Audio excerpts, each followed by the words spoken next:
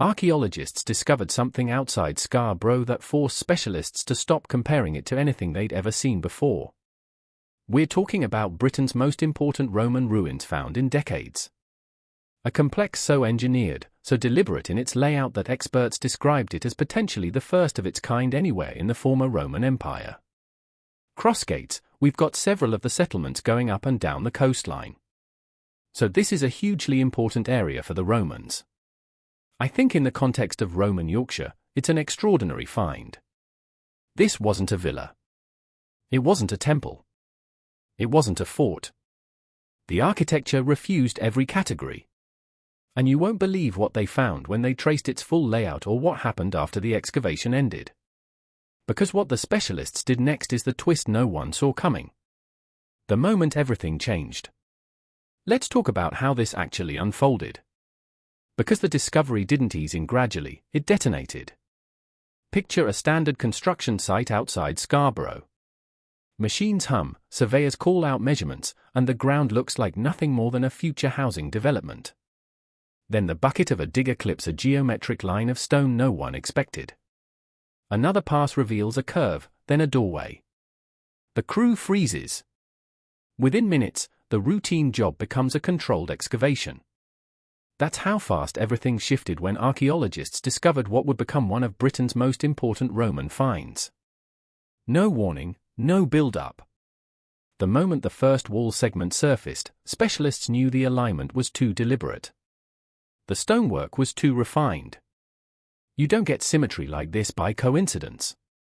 And you definitely don't get it on a site that should have had nothing but farmland history behind it. Teams moved in fast. Grid lines snapped into place. Every inch of soil now felt like a trigger point.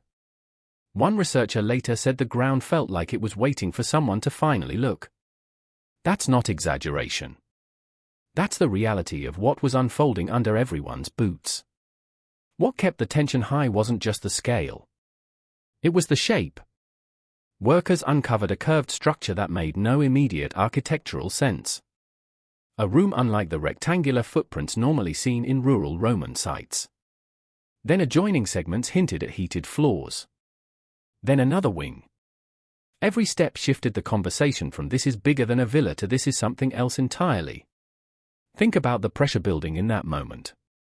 Construction timelines, budget considerations, development schedules, all of that gets thrown out the window when you realize you're standing on top of something that could rewrite regional archaeology. The site manager who called in the specialist probably thought they'd clear the area in a day or two. Instead, what they found turned a routine site survey into a months-long excavation that would generate headlines across the country. The crew knew they were dealing with a statement piece. Whatever it was, whoever built it, they didn't intend it to blend in. Yet, the biggest questions weren't answered that day. They weren't even close. Because the moment specialists started mapping the full structure, they realized the pattern didn't match anything in Britain. And that's when things got seriously complicated. The architecture that broke the rules. Right now, we need to look at what made this layout so unusual. Because once experts traced the full outline, the conversation shifted from curiosity to disbelief. Start with the centerpiece. A circular room, not a curve inside a bathhouse, not a rounded corner, an actual circular chamber anchoring the entire complex. Roman Britain rarely used this shape for elite domestic architecture.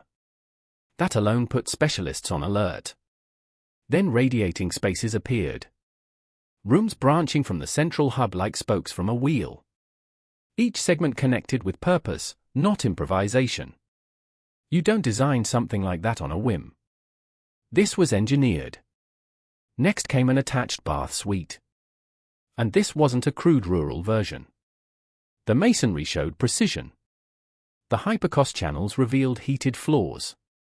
The workmanship pointed to skilled builders, the kind employed by wealthy patrons.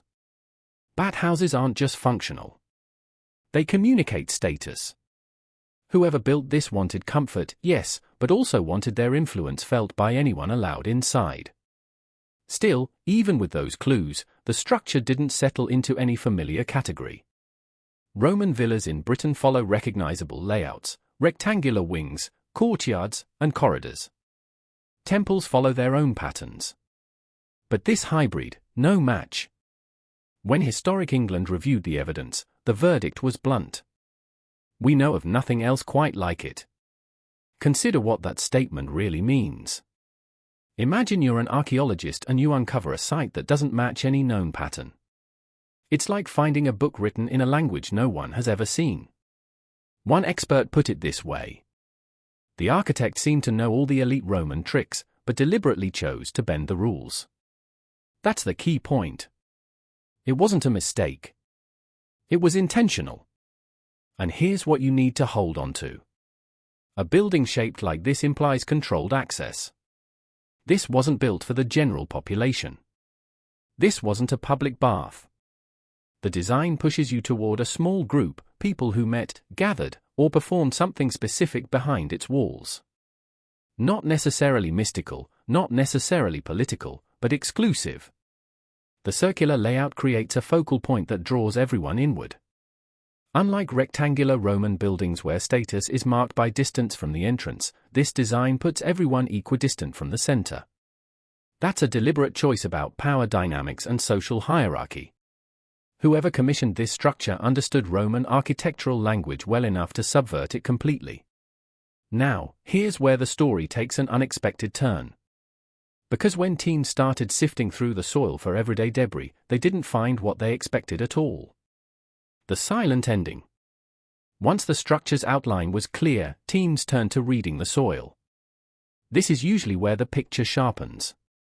Domestic sites leave patterns such as lost tools, broken pottery, food waste, coins dropped in doorways, evidence of repairs, fire damage, and general mess. Ritual sites have their own signatures. Military sites another. But when specialists sifted through the layers at Scarborough, the silence was the first thing that stood out. Not literal silence, the archaeological kind. A lack of the everyday debris you'd normally expect from a high-status Roman complex. Let's be clear, it wasn't empty. The team recovered pottery fragments, tiles, coins, and structural pieces, enough to confirm active use. But here's the twist. The pattern didn't match a long-term messy occupation. Instead, it looked managed, controlled, almost curated. One archaeologist described it as a site that seems to have been closed down, not destroyed. That distinction matters. And consider what it means.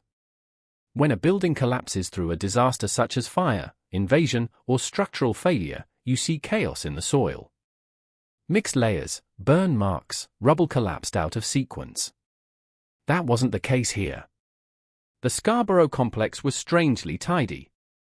The kind of tidy that suggests people removed usable materials, intentionally cleared areas, and walked away on their own terms, not in a rush, not in panic, with purpose. Who shuts down a building like this?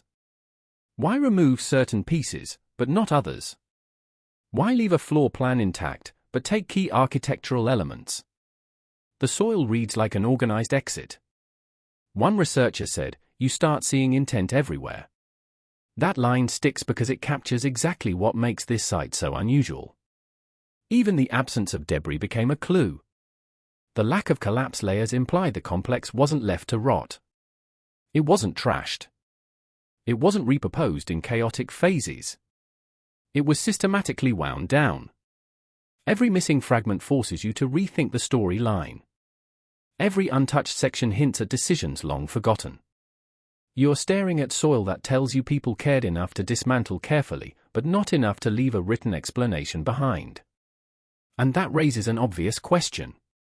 If this complex was so carefully managed, why was it here in the first place? Because Scarborough wasn't exactly the heart of Roman Britain, but it wasn't isolated either. Rome's quiet northern power base. Let's establish some context here, because if you don't understand Roman Yorkshire, you miss the stakes entirely. Yorkshire was not some isolated frontier. It was a network, military, logistical, and economic, anchored by the powerhouse of Eboracum, modern-day York. That city wasn't a local hub.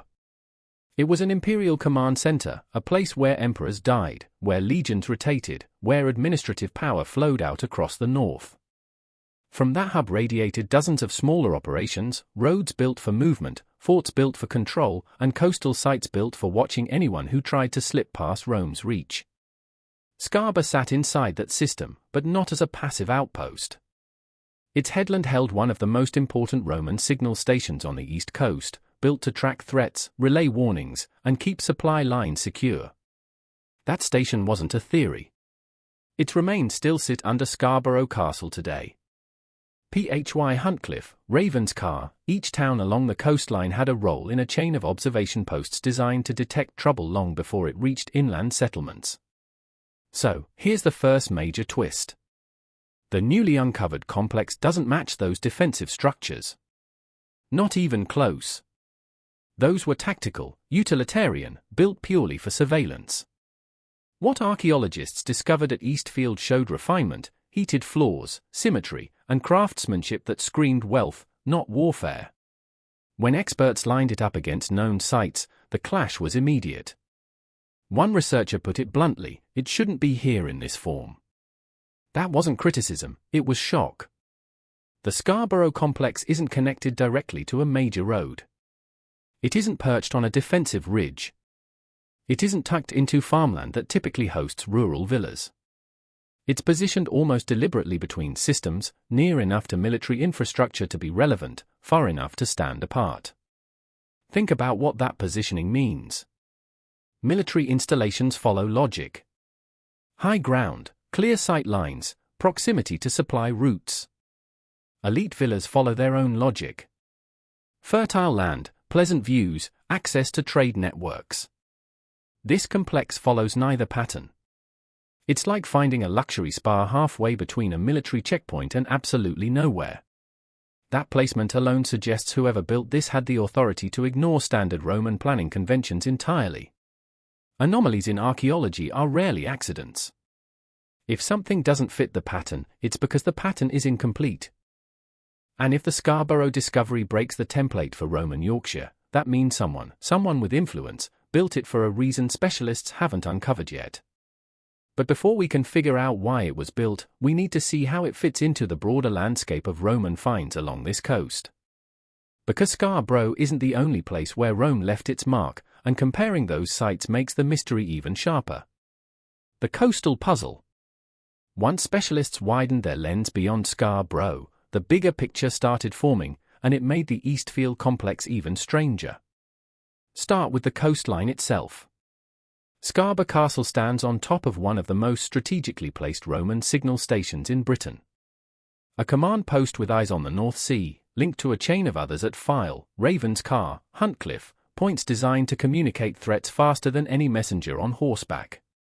These weren't minor buildings. They were Rome's alarm system. Just a short drive from those watchtowers sits the buried structure at Eastfield, a complex that looks nothing like them. That contrast matters. It tells you Scarborough wasn't just a military node.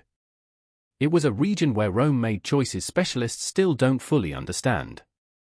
Move inland and the picture gets even more textured. Sites like the Cawthorne Fort show a pattern of temporary camps and shifting military priorities.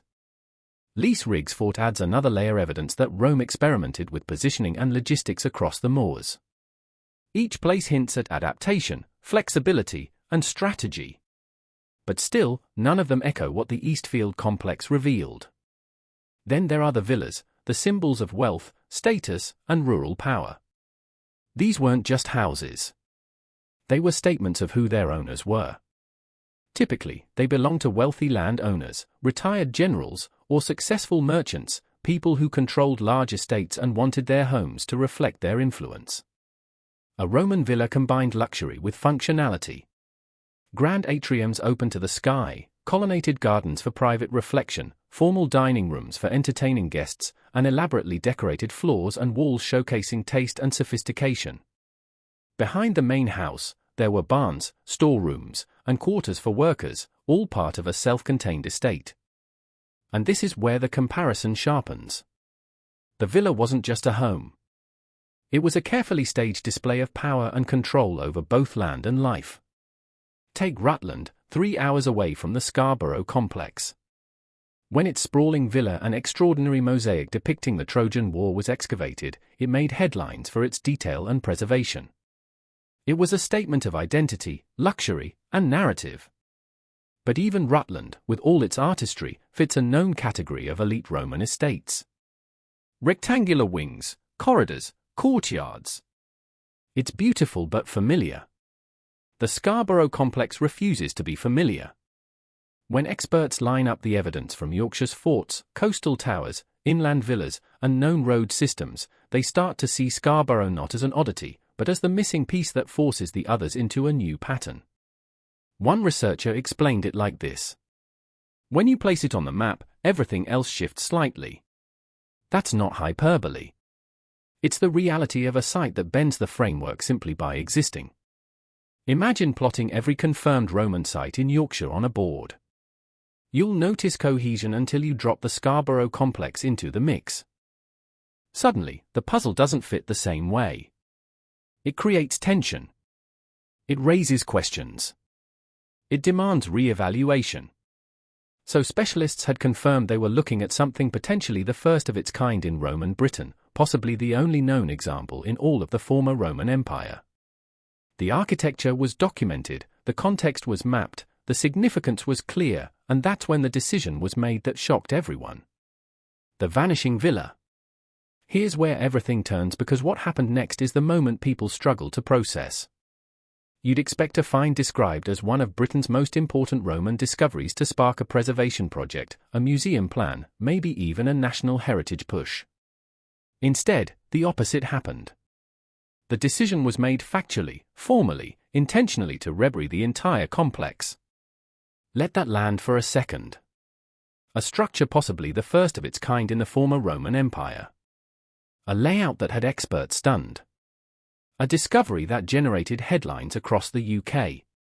And the official response was not an excavation for display, not a visitor centre, not public access. It was a burial, controlled, deliberate, protective burial. Historic England, the local council, and the developer Keep Moat all agreed on the same outcome. The complex would be preserved underground beneath a landscaped public open space. And here's the part that catches people. This wasn't neglect. This wasn't a shortcut. This was considered the best way to protect the site for the long term. From a conservation perspective, exposure is dangerous. Weather destroys masonry. Vandalism becomes a risk. Maintenance costs rise. Foot traffic accelerates decay. Yet, the emotional impact is undeniable. You hear Britain's most important Roman ruins, and your instinct is to imagine a place you can visit. Walls you can walk beside, rooms you can stand inside. Instead, the only way to protect the very thing that made the site extraordinary was to put it back into the ground. One Heritage England officer explained, "Re-aerial isn't erasing history. It's safeguarding it until we can do more." That's a measured statement, but the reality hits harder when you imagine the moment it happened. A team that spent months uncovering a unique Roman complex now had to cover it up again, knowing the public would never see it with their own eyes. Picture standing at the fenced edge of the excavation on the final day. You know what's under that soil. You know how rare it is. And you know that once the earth goes back on top, the world will only experience the site through scans, reports, and reconstruction drawings. The physical structure goes silent again, just as it did centuries ago when its original occupants walked away. That's the twist behind the headline. You won't believe what they found, but you also won't believe what had to be done to protect it. Now, the question gets bigger. Is this decision part of a global shift in how we treat ancient discoveries? Because what happened in Scarborough isn't happening in isolation. The global choice. Once the Scarborough complex was sealed beneath fresh layers of earth, the conversation shifted from a local discovery to a far more uncomfortable reality. This decision places the site inside a global growing dilemma. Re-aerial isn't new, and it isn't uniquely British.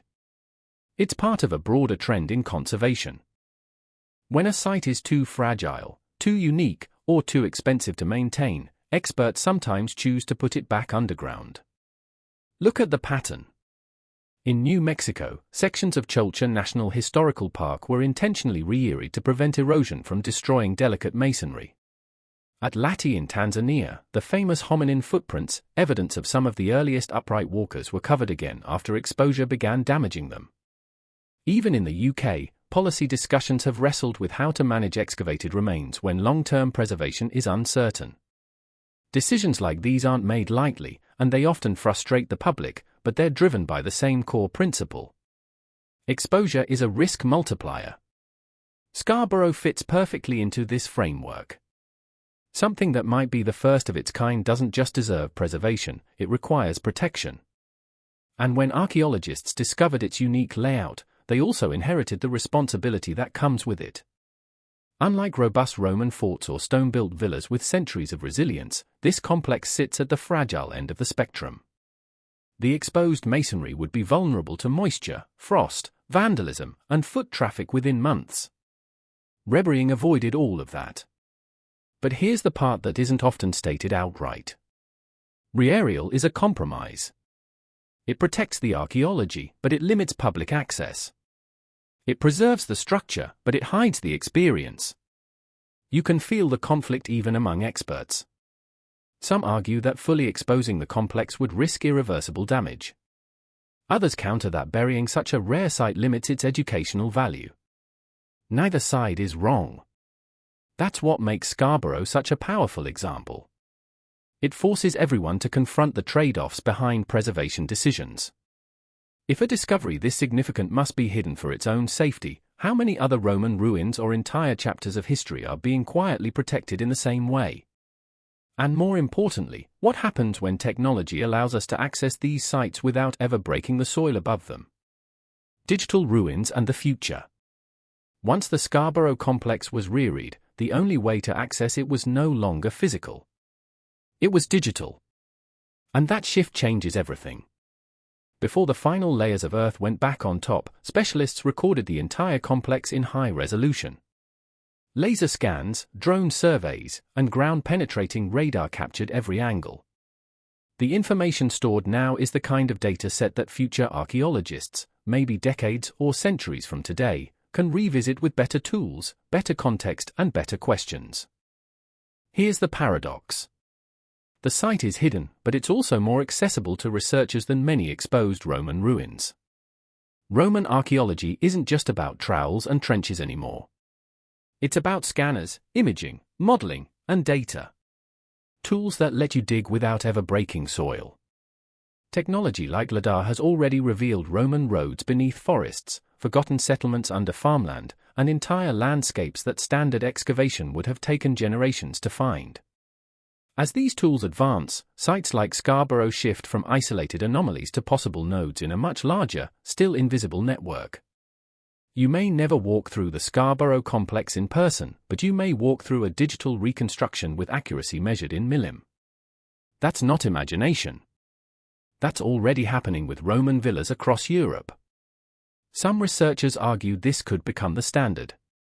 Preserve the ruins underground, recreate them above ground digitally, and allow the public to experience the past without risking the real thing. But technology doesn't answer the underlying question. It only delays it. Because the Scarborough discovery forces a choice on all of us. When archaeologists discovered what they called one of Britain's most important Roman finds, possibly the first of its kind, they also revealed a dilemma that doesn't go away. Should we expose what we find, knowing exposure shortens a site's life, or should we bury it again, knowing the public loses direct access? That's not a theoretical debate. It's happening now in Scarborough, in Rutland, in sites along the Yorkshire coast, and across the former Roman Empire. Every new find raises the same tension. Protection versus access, data versus experience, long-term preservation versus immediate understanding. The Scarborough complex sits beneath a landscaped green space now. The layout that stunned experts is invisible to anyone walking above it.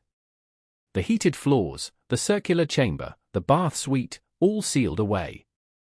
Protected, yes, but also hidden. And that's the final twist in a story that started with a construction crew clipping stone they never expected to find. If you were standing at the edge of that trench, knowing the significance beneath your feet, what would you choose? Uncover the complex for the world to see today or protect it for people who haven't been born yet? The answer shapes not just Scarborough, but every discovery still waiting underground. Let us know your thoughts in the comments. Thanks for watching.